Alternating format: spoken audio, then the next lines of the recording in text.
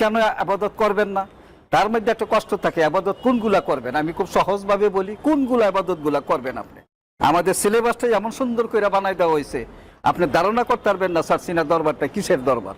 আমাদের যে সওয়াব রাসানির আমরা করি 3 বার ফাতিহা, 10 বার ইখলাস, 11 বার দুরূদ শরীফ, একটু খালি খেয়াল করেন এটার ফজিলতটা কি দেওয়া হয়েছে। অন্য আমরা এটা সমালোচনা নয়, আমাদেরই একমাত্র বলি না আমরা, ফুরফুরার দরবার, আমাদের দরবার, জনপুর দরবার, এই আমলগুলো আমরা করে থাকি। আগে সওয়াব রাসানি করি, সওয়াবের কাজ করে সওয়াবটা আলমে বর্জকে পৌঁছাই দেওয়ার নাম হইল সওয়াব রাসানি। রাসানি মানে পাঠান। এই পাঠানটা কেমন? 3 বার সূরা ফাতিহা পড়লে কি লাভ হইতেছে? 2 খতম কোরআন শরীফের সমান সওয়াব হয়ে যাইতেছে। আপনি কিভাবে আমলটা করতেছে, আমাদেরকে বাধ্য করতেছে, আমাদের তরিকায় আমাদেরকে। 10 বার কুল আল্লাহ পড়লে কি হয়? 3 খতম হয়ে যাও, আর একবার বেশি থাকে। একলাসের ফজিলত সম্পর্কে আমি ছোট্ট ছোট্ট 2টা ঘটনা বলি। একদিন রাসূলে পাক সাল্লাল্লাহু আলাইহি সাল্লাম বসা আছেন,